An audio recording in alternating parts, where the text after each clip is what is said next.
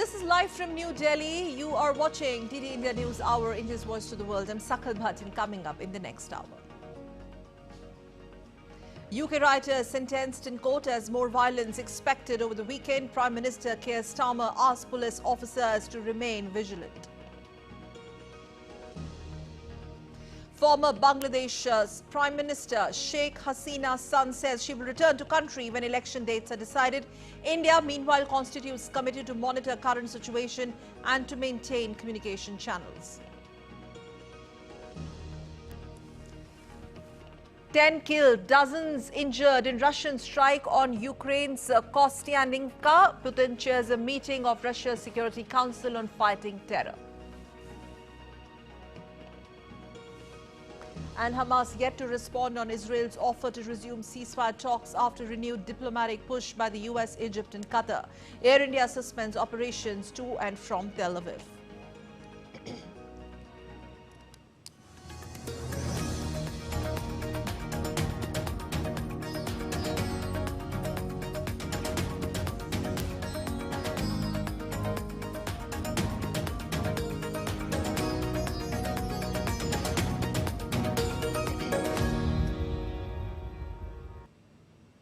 After 2 weeks of intense riots across the United Kingdom targeting minorities, the nation remains on high alert for possible unrest this weekend.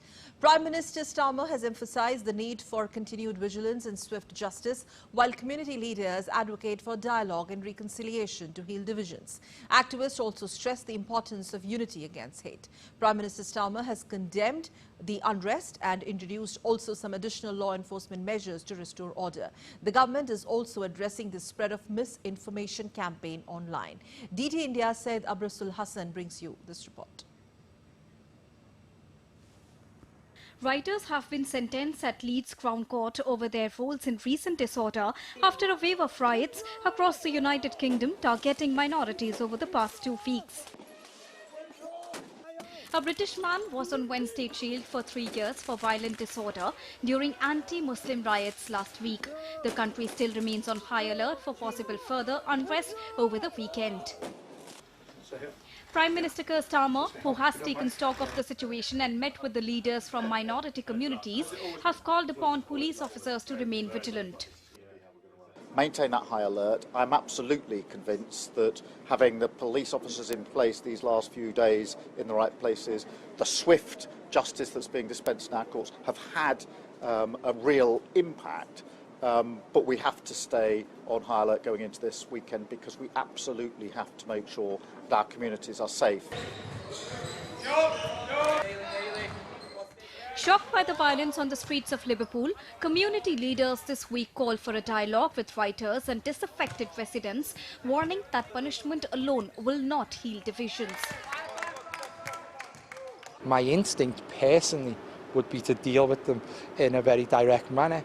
But from my overall being, I know that we have to form a way of having dialogue and engagement. So that's why in our open letter, we call for a Truth and Reconciliation Commission where everybody can sit down, and not just individuals from communities, also authorities, whether it be from Liverpool City Council to local MPs to Merseyside Police. And a show of love against hate! Anti-racism activists say they acted quickly to unite people to stop days of far-right rioting in Britain, but the main test for their fight against hate lies ahead. Our diversity is our strength. My Muslim neighbours are my brothers and sisters. If they're under attack, I'm under attack because they're part of my community. So this is the thing which I think is important for every single one of us, is that our society is richer for multiculturalism. It's richer for the people that have come here. My life would be poor without immigration. I love the immigrants that come here. They're so...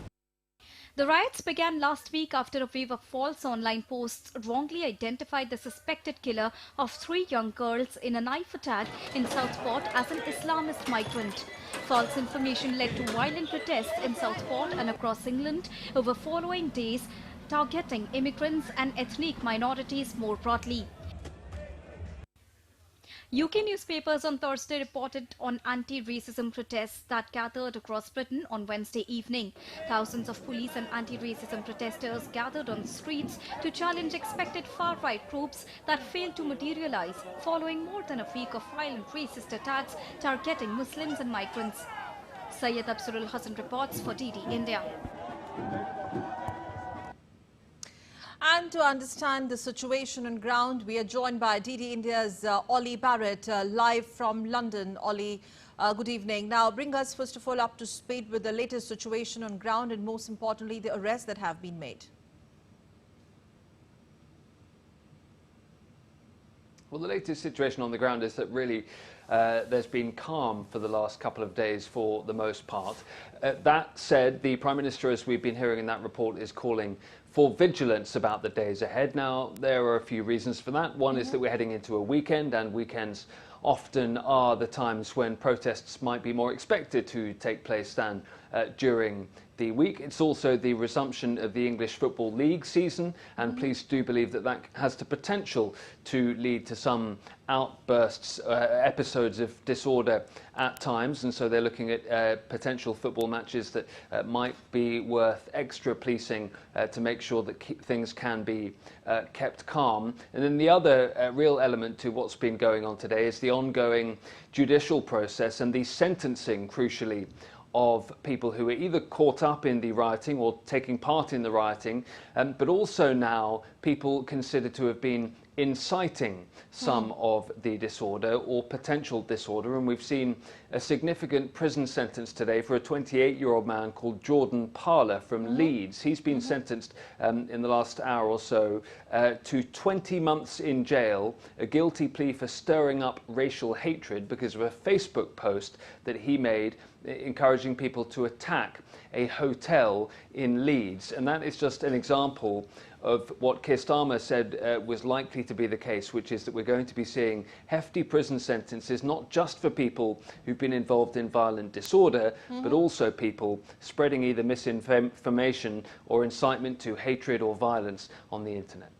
And these arrests going forward, is that enough to contain the situation? We know that Prime Minister Starmer has blamed the recent violence on, and I quote, far-right thuggery, quote-unquote, adding a sort of political tinge officially to the protests. How does his administration really intend to calm down the situation, considering he's just taken over as the Prime Minister of Britain?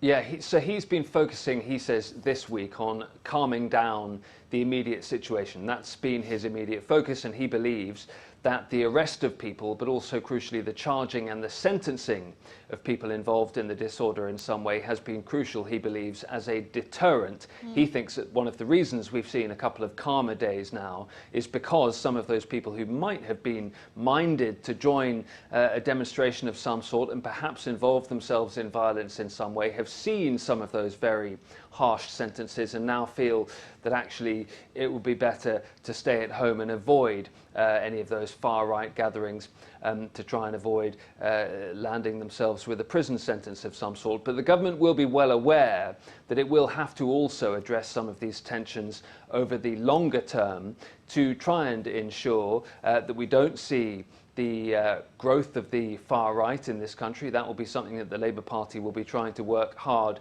to avoid, but also to try and make sure that there is community cohesion in the places in which we have seen difficulties in the last week or so. And in many ways, that will be as difficult, if not more difficult a task than getting the unrest, the disorder under control in the short term. Yes, and nevertheless, this weekend is going to be extremely crucial in that sense of term. Thank you very much, Ollie Barrett, for joining us live from London. Shifting focus from UK to neighbouring Bangladesh, where days after former Bangladesh Prime Minister Sheikh Hasina fled and resigned in a shocking development, her son Wazid Roy has said that his mother will be back in the country as soon as democracy is restored in Bangladesh, though refraining to comment whether the veteran Bangladeshi leader will in fact remain in active politics or retire. Meanwhile, in order to ensure the well-being of its nationals, including the minorities, the Indian establishment has also constituted a committee to monitor situation on the Indo-Bangladesh border. I'll get you more details in this report that follows. As a stived-down nation limps to normalcy after Sheikh Hasina resigned as Prime Minister, her son Sajib Bazid Joy has said his mother will return to Bangladesh when its new caretaker government decides to hold elections. Quoting news agency Reuters, Bazid remained non-committal if the 76-year-old former Prime Minister would contest or not. In an effort to ease the situation on ground, advisor to the Interior Ministry, retired Brigadier General M. Shekhawat Hussain has assured that the interim government's top priority is not only to restore law and order, but also dwindling confidence within the law enforcement agencies. Reportedly, as on Friday, out of 6 police stations in the Tejgaon division of Dhaka, 3 have fully resumed operations on Friday, while work was ongoing to restore the 3 others which were damaged in ensuing riots. Meanwhile, keeping a close watch, Indian establishment has constituted a committee to monitor situation on the Indo-Bangladesh border. The committee, helmed by ADG BSF Eastern Command, is tasked to maintain communication channels with their counterpart authorities to ensure security of Indian nationals, Hindus and other minority communities living there. Earlier on Thursday, Nobel Peace Prize laureate Muhammad Yunus was sworn in as the chief advisor of the Bangladesh. Along with other foreign diplomats and guests, Indian High Commissioner was formally invited to the event. Yunus, along with the 16-member advisory council, was sworn in by President Mohammad Shahabuddin. The interim government, tasked with holding fresh elections, was formed 3 days after Hasina's resignation. Sakal Bhatt's report for DD India. In other news, India's External Affairs Minister Dr. S. Jaishankar has arrived in Maldives on a 3-day official visit. Maldives Foreign Minister Musa Zamir received Dr. Jaishankar at the airport. In a social media post, Dr. Jaishankar said that Maldives occupies an important place in the vision of Neighborhood First and Sagar, that is security and growth for all in the region. The visit aims at strengthening the close partnership between the two countries and to explore avenues to enhance the bilateral relationship further.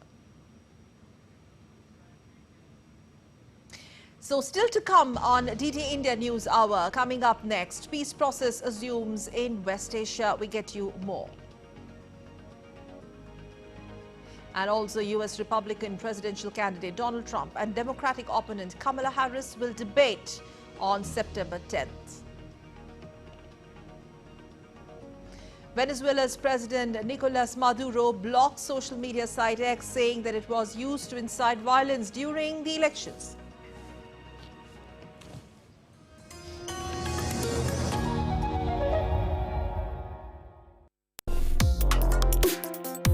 Complex issues, hidden agendas, twists and turns, strategic games.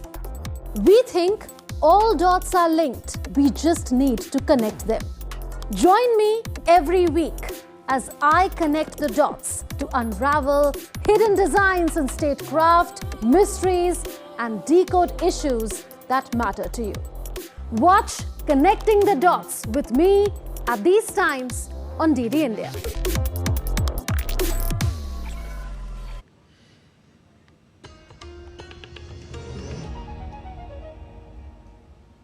You're watching DD India News Hour. I'm Sakal Bhatt. Let's move on. The Russia-Ukraine conflict has intensified further with a deadly Russian artillery strike on a supermarket in Konstantinivka of Ukraine and a Ukrainian attack on Russia's Kursk Oblast region, prompting Moscow to call in some reserves. Evacuations and aid efforts are underway in Kursk as the fighting continues. We have more in this report by Hassan.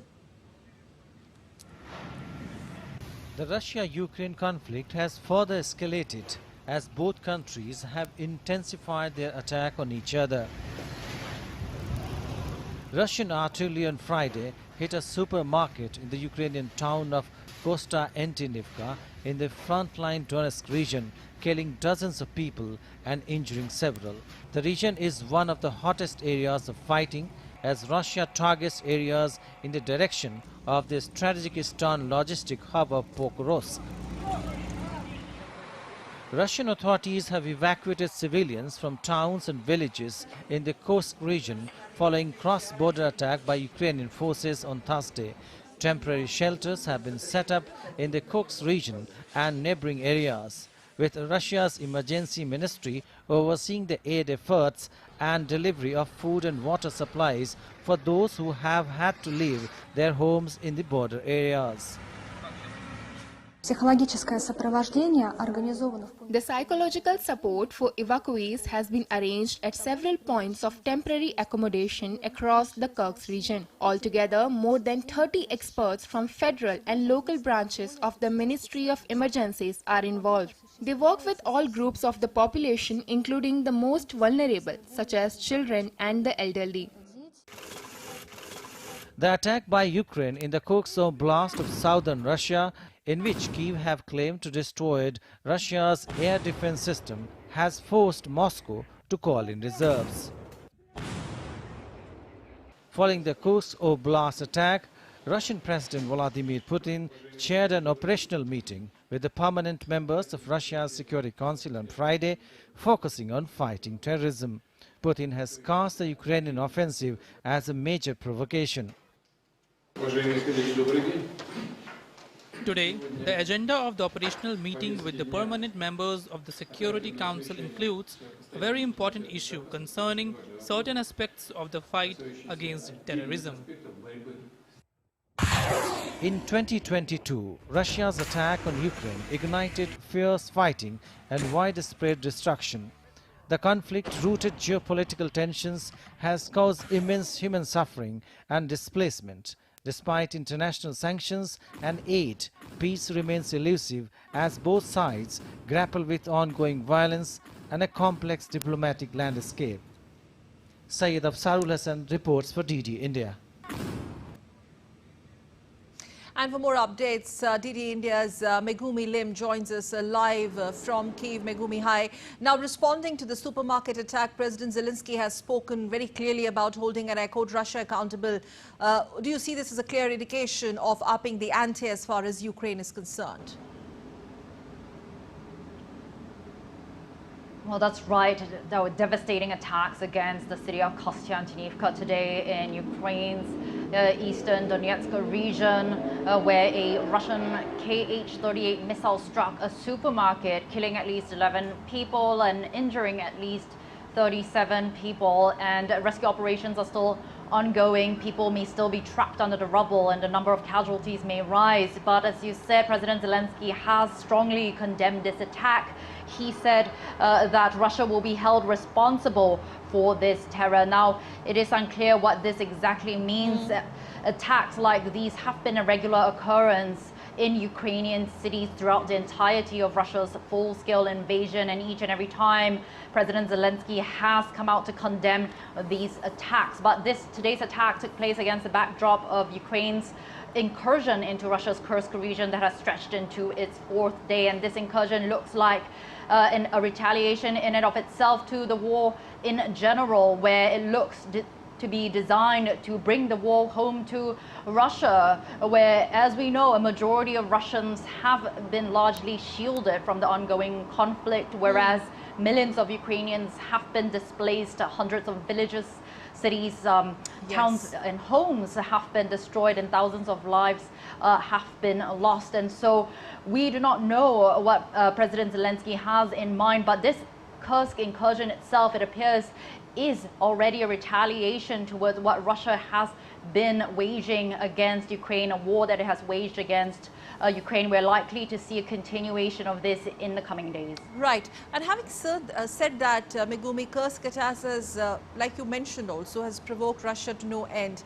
Now, we do know that Russia's Security Council has really gone in a huddle, in a meeting, focusing on fighting more what they've already called terrorism. So there are clear threats of more attacks looming large from the Russian side, and that situation looks bad on ground. And that's right. This is possible. We are already seeing retaliatory attacks take place, as I mentioned earlier, against the city of Kostiantynivka. Air attacks, strikes against Ukrainian cities, and we may be seeing more of this in the coming days. Now, however, Russian objective still, it appears, is to try to put an end to the incursion, Ukrainian incursion into Kursk. We are seeing reports now that they are sending reinforcement, they're sending in more artillery, rocket systems, tanks, and also Russian troops to try to put an end to this incursion. And also, if we look at the bigger picture, the battlefield objectives for Russia has not changed as well. Russia is still trying to make advances in Ukraine's eastern regions, particularly in the Donetsk region, where we have seen, especially over the past few weeks, Russian advances. And today, according to an intelligence report by the British Defense Ministry, Russian forces are now 16 kilometers away from the city of Pokrovsk, which has served as an important logistical hub for the Ukrainian military. And this is very concerning, because if Pokrovsk falls into Russian hands, Russia will certainly gain even more of an upper hand on the battlefield and in this war. All right, thank you very much, Megumi, for joining us live from Kyiv and bringing us up to speed with the latest developments from both sides, Russia and Ukraine. And now shifting focus from Ukraine-Russia to West Asia conflict, where concerns over the multi-front confrontation has sort of increased in West Asia region, with US, Qatar and Egypt once again trying to broker a ceasefire deal between Israel and Hamas. We have more details from this report by Anu Kaushik. As fears of a wider conflict in West Asia grow, peace efforts have resumed. Israeli Prime Minister Benjamin Netanyahu has said that the country will send negotiators to talks that have been called by the US, Egypt and Qatar. Hamas is yet to respond to the offer of joining the talks, which are slated for August 15th and are likely to be held in either Doha or Cairo. The three nations have offered to present a final bridging proposal as they attempt to broker a Gaza ceasefire and hostage release deal. Amid these endeavors, escalating tensions in the region are clearly visible. U.S. Defense Secretary Lloyd Austin and his Israeli counterpart Yoav Gallant held a telephonic conversation to take stock of the situation in West Asia. Austin later said that the U.S. F-22 Raptor fighter aircraft arrived in the region as part of an effort to defend Israel and protect U.S. forces. The U.S. is Israel's major military and diplomatic backer. This came as the Iran Revolutionary Guard announced that it has new cruise missiles equipped with highly explosive warheads. Explosions were also seen on the Israel-Lebanon border. Concerns over the multi-front conflict have risen manifold after the assassination of Hamas chief Ismail Haniyeh in Tehran. Iran has vowed revenge against Israel, while Hezbollah has upped the ante against the country. With airlines including Air India and Delta extending suspension of flights to Tel Aviv, air travel has been hit hard by the tensions. Bureau Report, DD India. Shifting focus to U.S. polls, where U.S. Republican presidential candidate Donald Trump and Democratic opponent Kamala Harris will be debating or locking horns on September 10th on ABC, setting up the first face-to-face matchup between the rivals in what polls show is an extremely close race. Now, in a news conference at his Florida residence, Trump said that he wanted additional debates on September 4th and September 25th that would air on Fox and NBC. I think it's very important to have debates, and we've agreed with Fox on a date of September 4th. We've agreed with NBC, fairly full agreement subject to them, on September 10th, and we've agreed with ABC on September 25th. So we have those three dates, and those networks, they're very anxiously awaiting that date and those dates. So we have September 4th, September 10th, and September 25th. Well, as Trump is pitching for more debates, Democratic presidential candidate Kamala Harris has confirmed that she will attend the ABC debate on September 10th. Talking to reporters, she said that she looks forward to debating Trump. Well, I'm glad that he's finally agreed to a debate on September 10th. I'm looking forward to it, and hope he shows up. Are you open to more debate? I am happy to have that conversation about an additional debate for after September 10th, for sure. The Catalan police has said that they do not have any information on the movements on the fugitive Catalan separatist leader Carles and he could still be in Spain. The fugitive leader is reported to be travelling back to Belgium after fleeing from Spain, evading a massive police manhunt.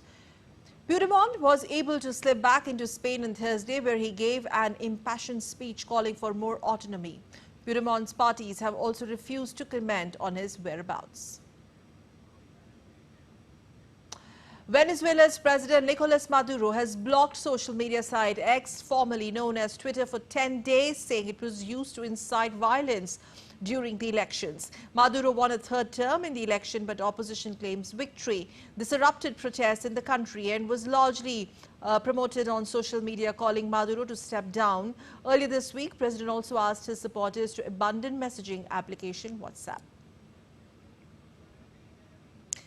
Meanwhile, Venezuelans held a candlelight vigil to demand the release of political prisoners detained by President Nicolas Maduro's government. Opposition groups and human rights activists have organized the event in a public square in eastern Caracas. The vigil underscored the plight of many protesters, activists and political figures detained in the week following the contentious presidential elections. Maduro has said that some 2,000 people have been arrested during the protests. US-based Human Rights Watch has reported at least 20 people have been killed. News coming in from Spain, at least 12 migrants were rescued at a sea off the coast of Italy by a Spanish NGO. The rescued migrants were handed over to the Italian Coast Guard. The mission comes amid Italy's delayed plan to set up a detention camp in Albania for migrants picked up at the sea. Last year, Italy signed a deal with Albania to set up a camp to be part of its efforts to curb immigration. An accountability court extended physical remand of former Prime Minister and PTI founder Imran Khan and his wife Bushra Bibi by 11 days in a new Toshkhana case. The NAB investigating officer Mohsin Haroon has appeared along with the Deputy Prosecutor General Sardar Muzaffar before the court and requested the judge to grant a 14-day remand of Imran Khan and Bushra Bibi. However, the court approved the physical remand and adjourned the hearing till August 19. An Austrian teenager was arrested over an alleged plot to strike a suicide attack in Taylor Swift concert in Vienna.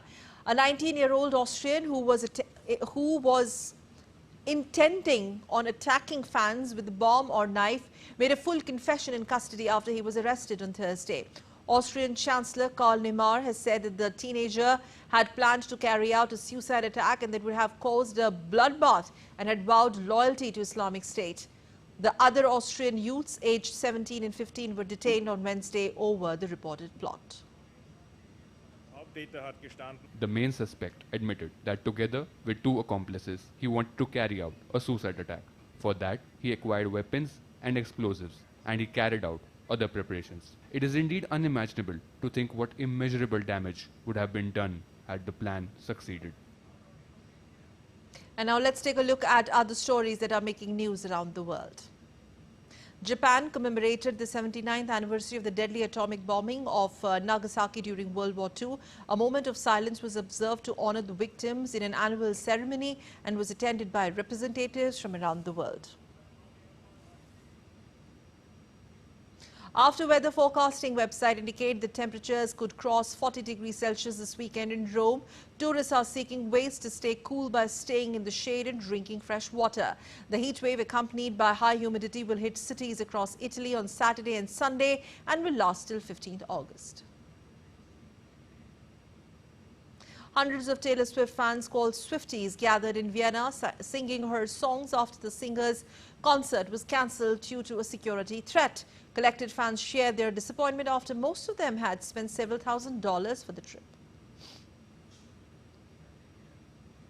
And still to come on DT India News Hour. Coming up next, we will be discussing various aspects of anti-immigration protests in England with former policy advisor to the United Kingdom government joining us on the broadcast from London. President Draupadi Murmu of India will reach Timor-Leste on 10th August in the last leg of her three-nation tour.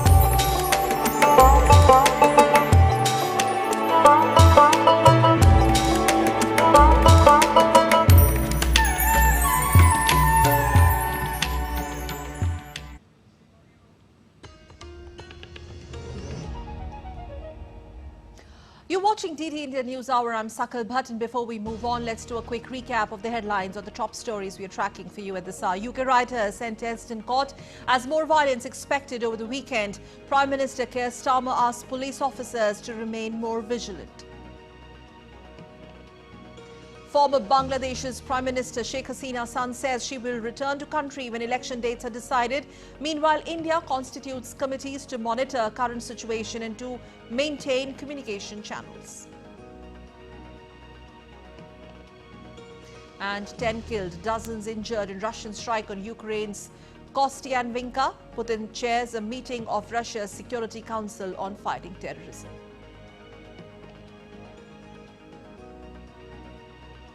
And Hamas is yet to respond on Israel's offer to resume ceasefire talks with renewed diplomatic push by the US, Egypt and Qatar.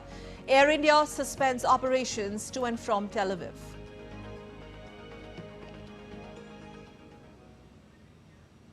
Well, going back to our lead story on UK riots and various aspects of anti-immigration protests in England, and how uphill is this going to be for the Prime Minister Starmer to contain the situation given its sensitivities.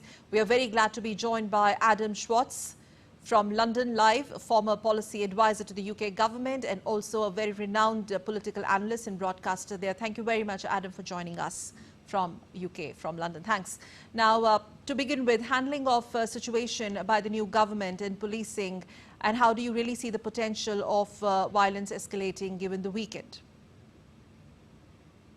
I think the reality is, my expectation is that most of the worst of the rioting will be behind us. The worst of it, I think we saw was last weekend, when really the culmination of this kind of exploitation of this tragedy by far-right rioters really happened, because they were able to build up so much momentum.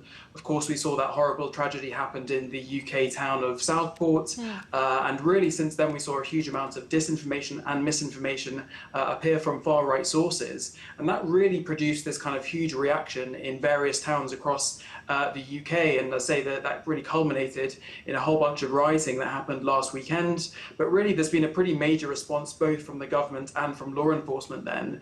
We've had the police confirm this afternoon that 595 people have been detained since then. About 160 of them have been charged. And we're seeing quite sort of tough sentences imposed against them, which I think is really part of the kind of tactical response that the law enforcement is taking against them, with a view that actually if rioters see very swift justice against people who are taking the law into their own hands, that actually that will have a deterrent effect. Of course, we saw the far right trying to do the same thing on Wednesday of this week. They released on Telegram a list of about 100 targets that were related to do with immigration services, such as immigration law firms, and called again for their supporters to mobilise. But the reality was actually a humiliation for the far right. We actually saw thousands of counter-demonstrators across the UK appear, and really only a handful of far-right individuals at each of those. I was present at one in North Finchley in North London, and really the response from counter-protesters was overwhelming. So I think there is a chance of further unrest this weekend, where things typically kick off, but I think it's I would suspect the worst is really behind us. So this whole narrative of far right being behind these or responsible, the larger question here would be whether the far rights would kind of prompt or trigger a national level discussion, the larger concern about the immigration laws, given that one of the writers, they're citing this as one of the major concerns, or rather the major concern apparently.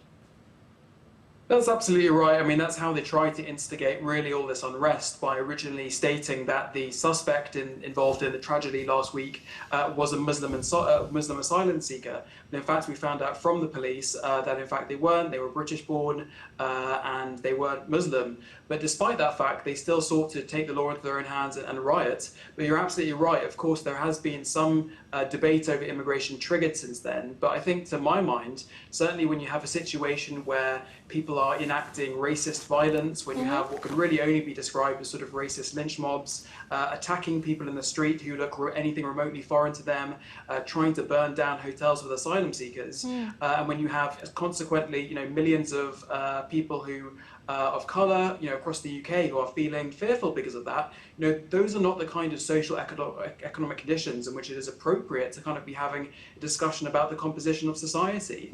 So I imagine that there are people that still want to talk about migration. And of course, there are some politicians, particularly on the right, who are trying to use this to bring up those issues. But really, the reality is, immigration is discussed quite heavily in the UK. We've seen the government, or the previous government, Conservative governments, repeatedly talk about the dangers of immigration to the public. And I think, when you have a situation where the highest politicians of the country are repeatedly telling the public that migrants could be a danger, that does have an impact on the ground. So really, I think, migration is something that is heavily talked about in the UK. Okay, but I think Adam, in this situation, it's not something that we should be talking about right now, to be honest. Right. But Adam, what do you really read into the responses that are coming from political biggies or figures like Nigel Farage to sort of legitimize these far right?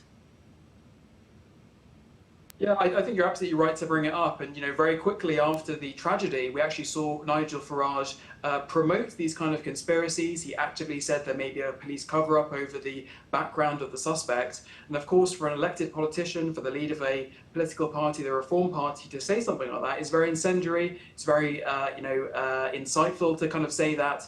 So I think, really, to my mind, to the mind of many other people, those kinds of comments are deeply reckless and actually are partly responsible for the legitimization of the violence that we've seen across cities. But I think perhaps more concerning as that is going to be the impact that it has on the Conservative leadership election. As we know, Rishi Sunak standing down, and so we've already seen some contenders for that trying to pick up some of these issues involved. So I think that's really the bigger kind of political issue.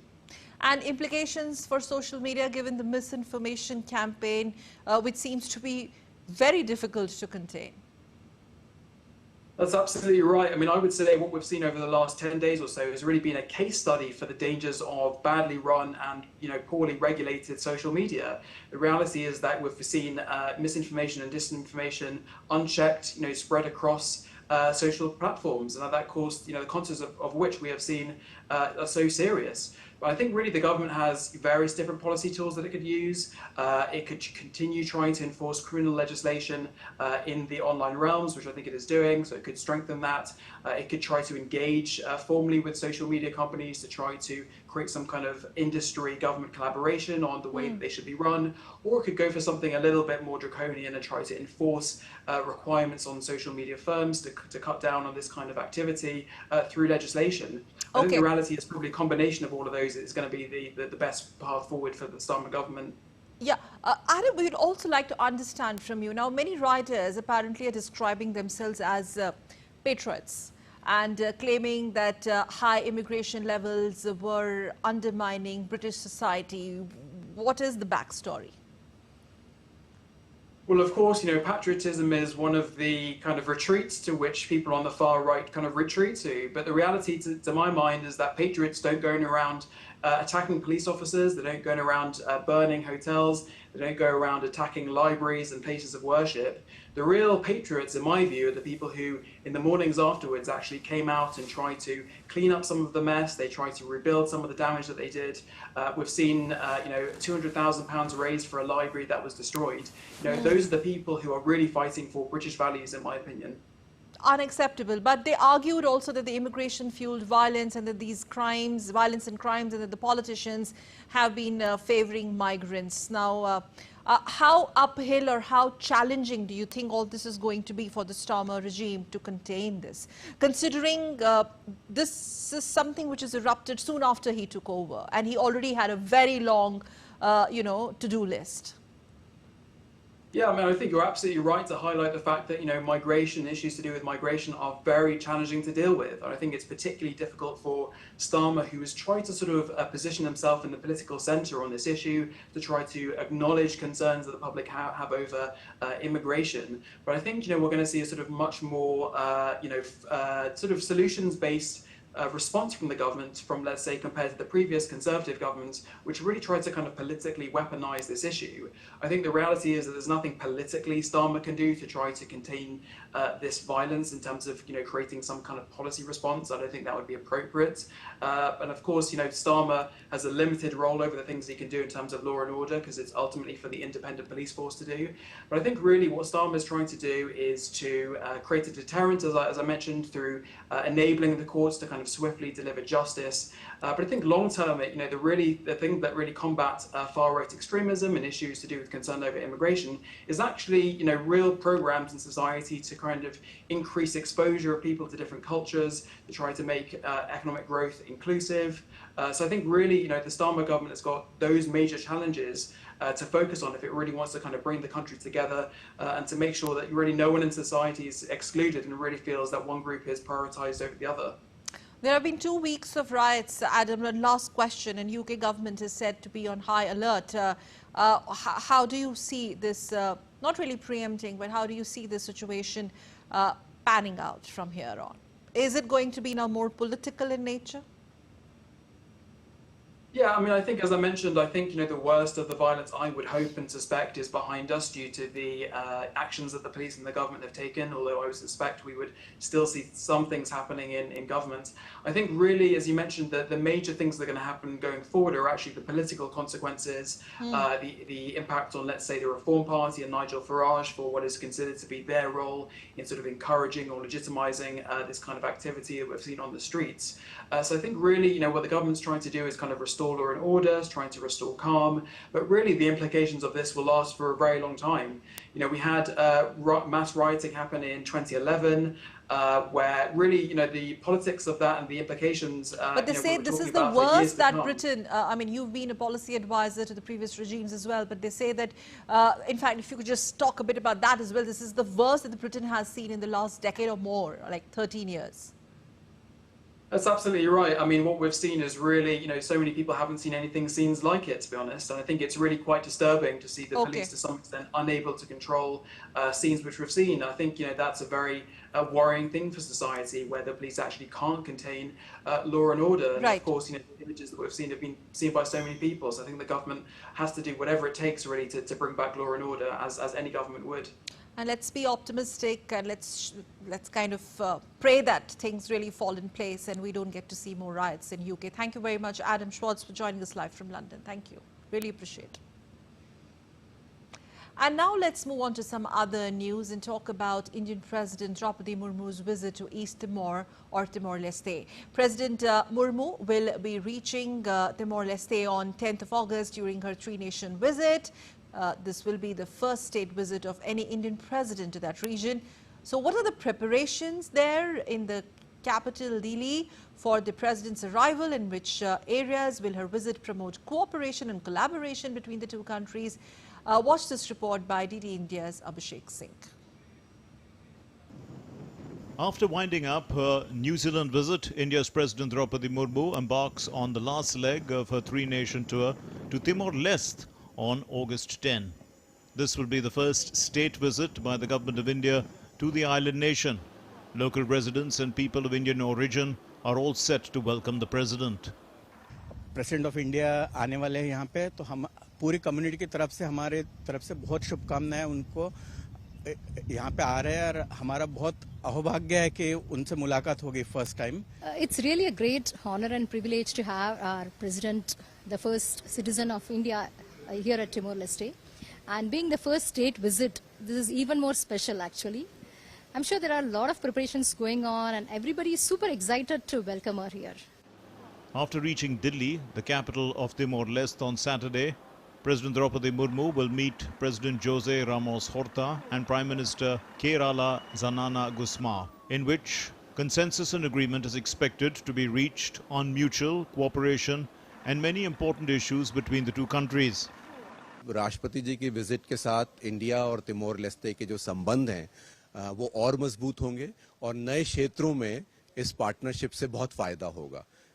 खाली व्यावसायिक तौर पे नहीं, लेकिन मुझे लगता है कि कल्चरल साइड पर भी और उसके अलावा पीपल टू पीपल्स कनेक्ट में इन एरियाज जैसे कि हमारा हेल्थ है, एजुकेशन है, टेक्नोलॉजी है. Timor-Leste, an island in Southeast Asia, is the world's newest nation. This island nation, which was once under the rule of Portugal and became a colony of Indonesia after gaining independence from Portugal, was recognized as an independent nation in 2002. Timor-Leste and India have a good relationship. Oh, we are really thrilled to meet Honorable President of India on Saturday. In fact, there is a community meeting with the President. So we can also, if there is a chance, we will explain what we are doing in this country. And some of the consultants from India, they are doing a great job in this country. Since Prime Minister Narendra Modi's Act East policy, India has been focusing on increasing cooperation with Southeast Asian countries. Timor-Leste is a nation rich in natural resources, with large oil and gas reserves, fertile land for farming, and huge production potential in the coffee sector. All that is needed is to develop basic facilities and infrastructure in this new nation, for which the people here have high expectations from India. Abhishek Singh, Timor-Leste, DD India. And now let's take a look at other stories making news. The International Day of the World's Indigenous Peoples, also known as World Tribal Day, is observed on 9th of August each year to raise awareness and protect the rights of the world's indigenous population. Former Odisha Chief Minister Naveen Patnaik and other leaders attended World Tribal Day celebrations in Bhubaneswar in Odisha. India's Supreme Court refused to postpone or reschedule the National Eligibility cum Entrance Test postgraduate examination. In a verdict on Friday, the exam will be held on 11th of August. A bench of Chief Justice D.Y. Chandrachud, Justice P.B. Pardiwala and Manoj Mishra dismissed the plea and said that it cannot order postponement of the exam a couple of days before the exam is slated to be held. India's Supreme Court grants bail to Aam Aadmi Party leader Manish Sisodia after more than an year in jail and will come as a great relief to the Aam Aadmi Party. Pronouncing the verdict, Apex Court imposed some conditions, directing Sisodia to surrender his passport and not to influence witnesses. India's Prime Minister Narendra Modi will visit the landslides hit Wayanad on Saturday to review the relief and rehabilitation efforts. During the visit, Prime Minister will also meet and interact with the victims and survivors of the landslides at a relief camp and hospital. Massive landslides that occurred on July 30th in the Hill District have so far claimed 225 people's lives. And still to come on DD India News Hour. Coming up next, ISRO is set to celebrate National Space Day on 23rd of August. And Parliament applauds Neeraj Chopra for Olympic success.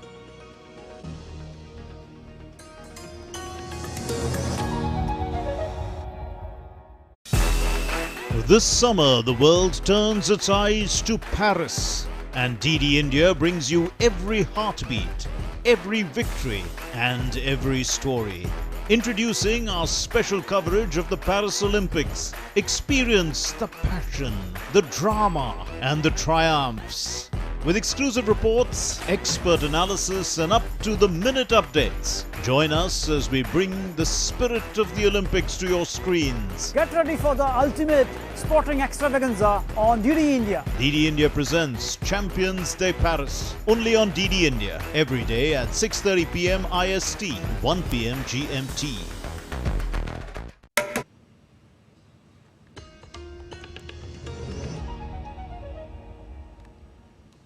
You're watching DD India News Hour. I'm Sakal Bhatt. Let's move on now. India's parliament was adjourned Sunday. Lower house had a productivity above 136% and 12 government bills were introduced, out of which 4 bills were passed during the session.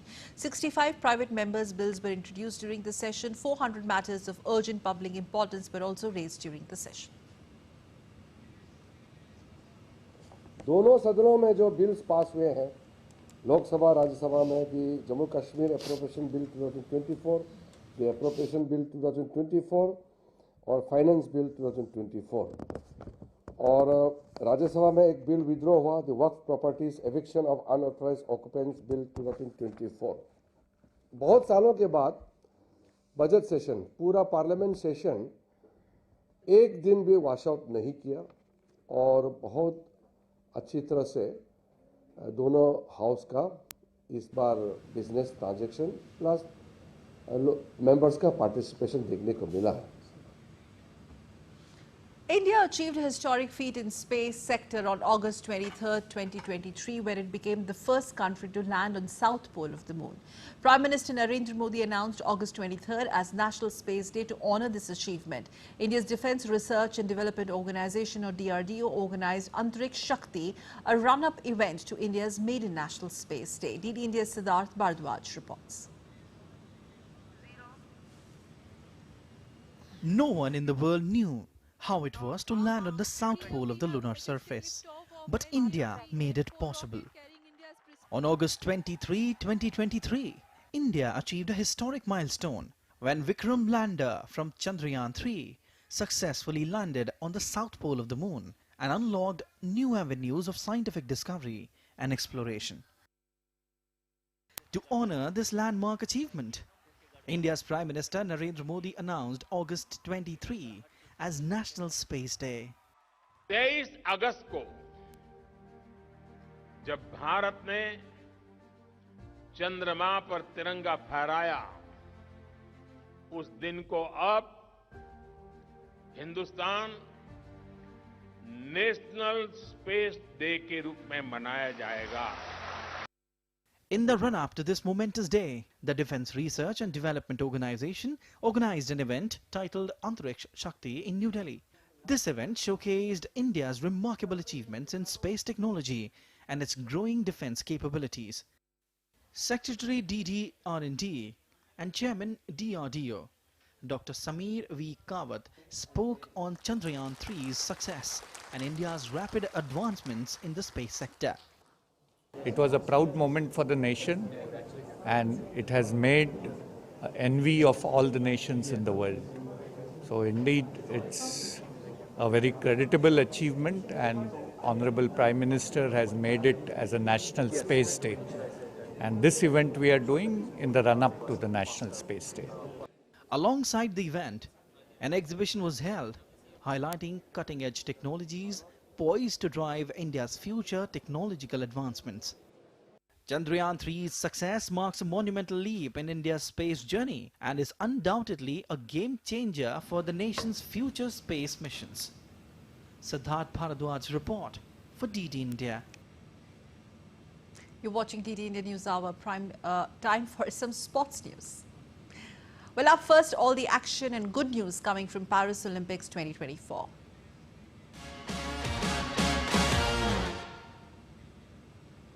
India's poster boy of athletics, Neeraj Chopra, has etched his name in the history books once again by winning the silver medal in the javelin throw final at the Paris Olympics. With this achievement, Neeraj becomes just the fourth Indian ever to win multiple Olympic medals in individual sport, extending his legacy in Indian sporting arena. India's ace javelin thrower and poster boy of athletics, Neeraj Chopra etched his name in the history books by winning silver medal in the javelin throw final at the Paris Olympics. Neeraj came second best in the final, losing the gold medal to Pakistan's Arshad Nadeem. He had only one clear throw in 6 attempts, but that one throw was enough to win him the Olympic silver medal and further embellish his status in Indian sport. Neeraj came up with the best effort of 89.45 meters throw to claim the silver medal. The event was marked by intense competition, particularly from Nadeem, who emerged as the gold medalist. He threw a distance of 92.97 and in the process also broke the Olympic record.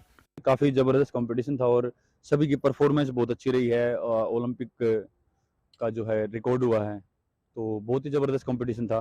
मतलब one of the great competition बोल सकते हैं javelin का. Indian Prime Minister Narendra Modi also extended his warm wishes to Neeraj Chopra and congratulated him for the silver medal.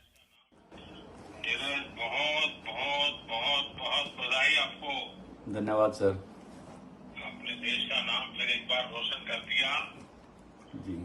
और पूरा देश, मैं देख रहा था रात को 1 बजे भी करोड़ों लोग आपके तरफ आशा की नजर से देख रहे थे. आप मन में से गोल्ड वगैरह निकाल दीजिए. हाँ सर, अब तो निकल ही गया वैसे ही.